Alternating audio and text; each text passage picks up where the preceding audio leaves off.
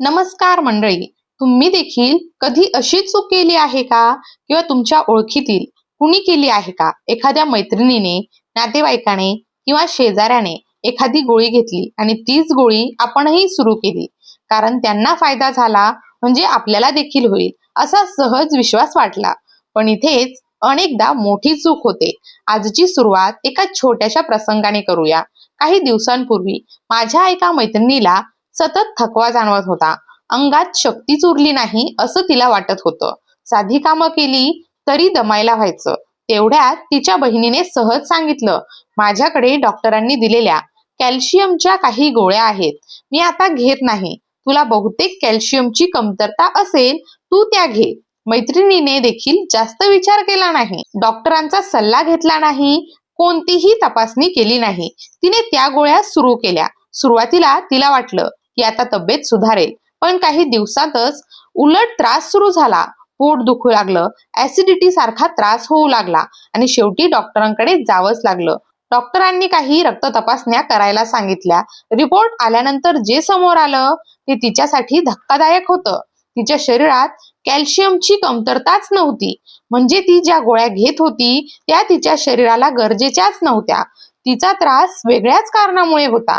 पण दुसऱ्याचं ऐकून स्वतःहून गोळ्या सुरू केल्यामुळे परिस्थिती आणखी बिघडली. मंडळी, हा प्रसंग फक्त एका व्यक्तीचा नाही, अनेक घरांमध्ये असंच घडतं. हाडं दुखतात, कॅल्शियम घ्या. अंगात शक्ती नाही, कॅल्शियम घ्या. वय वाढलंय, कॅल्शियम घ्या.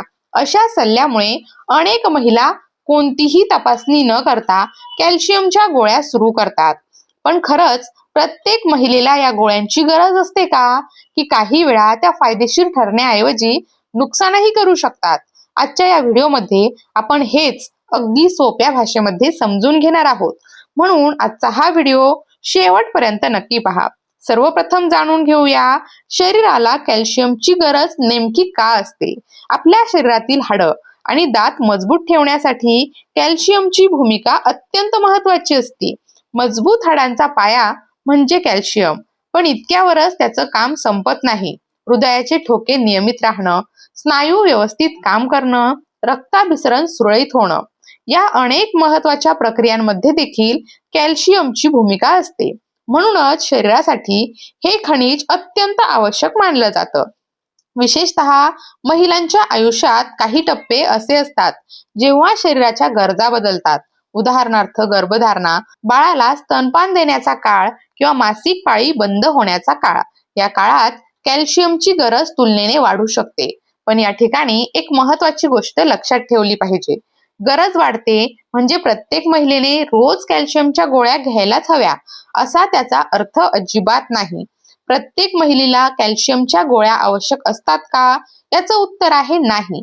जर तुमच्या रोजच्या आहारात दूध, दही, पनीर, हिरव्या पालेभाज्या, नाचणी यांसारखे पदार्थ पुरेशा प्रमाणात असतील तर अनेक वेळा शरीराला आवश्यक असणारं कॅल्शियम अन्नातूनच मिळू शकतं. अशा वेळी विनाकारण गोळ्या सुरू करण्याची गरजच नसते. उलट शरीरामध्ये कॅल्शियमचं प्रमाण आधीच योग्य असताना गोळ्या घेत राहिलात तर त्याचा उलट परिणाम देखील होऊ शकतो.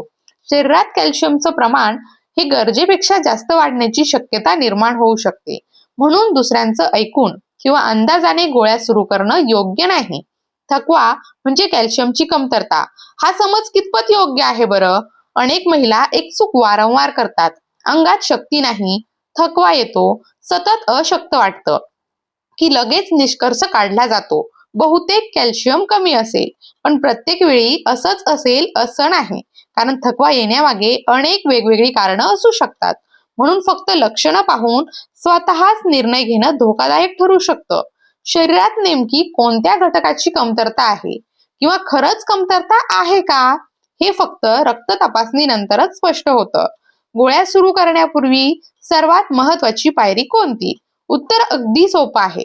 डॉक्टरांचा सल्ला आणि आवश्यक रक्त तपासणी. विशेषतः सिरम कॅल्शियम आणि व्हिटॅमिन D3 यासारख्या तपासण्या डॉक्टरांच्या सल्ल्याने करणं महत्वाचं ठरतं.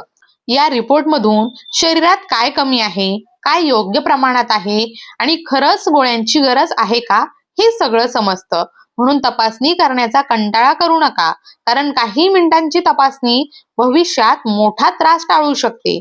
डॉक्टरांनी रिपोर्ट पाहिल्यानंतरच पुढचा निर्णय घ्यावा. स्वतःच्या मनाने औषधं सुरू करणं टाळावं. आतापर्यंत आपण एक महत्वाची गोष्ट समजून घेतली की प्रत्येक महिलेला कॅल्शियमच्या गोळ्या आवश्यक नसतात आणि कोणतेही सप्लिमेंट सुरू करण्यापूर्वी डॉक्टरांचा सल्ला आणि रक्त तपासणी किती महत्वाची आहे. पण आता सर्वात महत्वाचा प्रश्न, जर शरीराला गरज नसताना कॅल्शियमच्या गोळ्या घेत राहिलो तर त्याचा नेमका काय परिणाम होऊ शकतो? हा प्रश्न अनेक महिलांच्या मनात असतो. चला याचं उत्तर समजून घेऊया. गरज नसताना कॅल्शियमच्या गोळ्या घेतल्यास काय होऊ शकतं? अनेकदा आपण असा विचार करतो की कॅल्शियम म्हणजे शरीरासाठी चांगलंच आहे, मग जास्त घेतलं तरी काय बिघडणार? पण शरीराच्या बाबतीत जास्त ही गोष्ट नेहमीच चांगली असते असं नाही. जर शरीरात आधीच पुरेसं कॅल्शियम असेल आणि तरीही वर्षानुवर्षे गोळ्या घेत राहिलात तर त्याचे दुष्परिणाम दिसू शकतात. अतिरिक्त कॅल्शियम हाडांमध्ये जाण्याऐवजी काही वेळा किडनीमध्ये साचू शकतं. त्यामुळे किडनी स्टोन तयार होण्याचा धोका वाढू शकतो. याशिवाय शरीरात कॅल्शियमचं प्रमाण जास्त झाल्यास रक्तवाहिन्यांवर देखील परिणाम होऊ शकतो. काहींना सतत बद्धकोष्ठतेचा त्रास जाणवू शकतो. म्हणूनच कॅल्शियमची गोळी ही साधी व्हिटॅमिनची गोळी समजून मनाने सुरू करणं योग्य नाही. प्रत्येक गोष्टीचं योग्य प्रमाण हे महत्वाचं असतं. मग कोणत्या महिलांना कॅल्शियमच्या गोळ्यांची खरंच गरज असू शकते, हा निर्णय स्वतः घेण्याचा नसतो. रक्त तपासणी आणि डॉक्टरांच्या सल्ल्यानंतरच तो घेतला जातो. उदाहरणार्थ, जर रक्त तपासणीमध्ये शरीरात कॅल्शियमची कमतरता स्पष्टपणे दिसून आली असेल तर डॉक्टर गोळ्या सुचवू शकतात. गर्भधारणेदरम्यान किंवा बाळाला स्तनपान देत असताना शरीराच्या गरजा बदलतात. अशा वेळी देखील डॉक्टर आवश्यक असल्यास कॅल्शियम सुचवू शकतात. तसेच साधारणपणे 45 ते 50 वर्षानंतर महिलांच्या शरीरामध्ये इस्ट्रोजन हार्मोनचं प्रमाण कमी होऊ लागतं. या काळात हाडं तुलनेने ठिसूळ होण्याचा धोका वाढतो. म्हणून अशा परिस्थितीमध्ये डॉक्टरांच्या सल्ल्यानुसार कॅल्शियमची गरज भासू शकते. याशिवाय ज्यांच्या आहारात दूध, दही, पनीर किंवा इतर कॅल्शियम युक्त पदार्थ जवळजवळ नसतात किंवा ज्यांना ऑस्टिओपोरोसिसचा त्रास आहे, अशा महिलांना देखील डॉक्टर योग्य उपचारांचा भाग म्हणून कॅल्शियम देऊ शकतात. पण पुन्हा एकदा लक्षात ठेवा, निर्णय डॉक्टरांचा, मनाचा नाही. व्हिटॅमिन डी शिवाय कॅल्शियम अपूर्ण का ठरतं? आता एक अशी गोष्ट जी अनेकांना माहिती नसते, काही महिला नियमित कॅल्शियमच्या गोळ्या घेत असतात तरीही त्यांना अपेक्षित फायदा होत नाही. याचं एक महत्वाचं कारण म्हणजे व्हिटॅमिन डी ची कमतरता. कॅल्शियम शरीरात पोहोचलं म्हणूनच ते हाडांपर्यंत पोहोचलं असं नसतं. ते योग्य प्रकारे शोषलं जाण्यासाठी व्हिटॅमिन डी ची गरज असते. जर व्हिटॅमिन डी कमी असेल तर घेतलेलं कॅल्शियम शरीराला अपेक्षित फायदा देऊ शकत नाही. म्हणून डॉक्टर अनेक वेळा कॅल्शियम बरोबर व्हिटॅमिन डी कडे देखील लक्ष देण्याचा सल्ला देतात. यासाठी सकाळच्या कोवळ्या उन्हामध्ये काही वेळ बसणं आणि डॉक्टरांच्या सल्ल्यानुसार व्हिटॅमिन डी ची तपासणी करणं महत्वाचं ठरतं. गोळ्यांवर अवलंबून न राहता कॅल्शियम नैसर्गिकरित्या कसा मिळवता येईल? शक्य असेल तिथे रोजच्या आहारातून पोषण मिळवणं हा अधिक सोपा मार्ग मानला जातो. जसं दररोज 1 ग्लास दूध किंवा 1 वाटी दही आहारात ठेवता येईल. नाचणीची भाकरी किंवा नाचणीचे इतर पदार्थ आठवड्यातून 2-3 वेळा खाता येतील.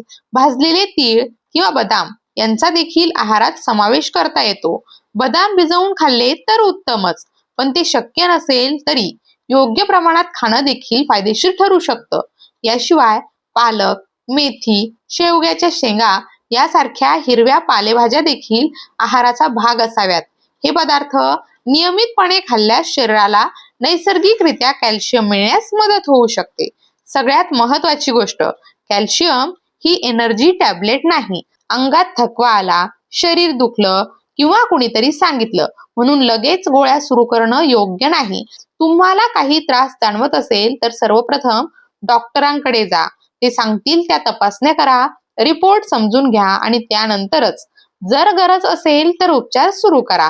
कारण योग्य निदानाशिवाय घेतलेली गोळी कधी कधी फायद्यापेक्षा जास्त नुकसान करू शकते. मंडळी, आपल्या आसपास अनेक सल्ले सहज मिळतात. ही गोळी घे, मलाही फायदा झाला, तूही सुरू कर. असे सल्ले ऐकायला सोपे वाटतात, पण प्रत्येकाचं शरीर हे वेगळं असतं. एका व्यक्तीला उपयोगी ठरणारी गोष्ट दुसऱ्यासाठी योग्य असेलच असं नाही. म्हणून आरोग्याच्या बाबतीत अंदाजापेक्षा तपासणीवर विश्वास ठेवा आणि कोणतंही सप्लिमेंट सुरू करण्यापूर्वी एक योग्य वैद्यकीय सल्ला घ्या. कदाचित ही एक छोटीशी सवय भविष्यामध्ये मोठ्या आरोग्य समस्यांपासून तुमचं संरक्षण करू शकते. पुढच्या भागात पुन्हा अशाच एका महत्त्वाच्या आरोग्यविषयक सल्ल्यासह भेटू. तोपर्यंत स्वतःची आणि आपल्या परिवाराची काळजी घ्या. धन्यवाद.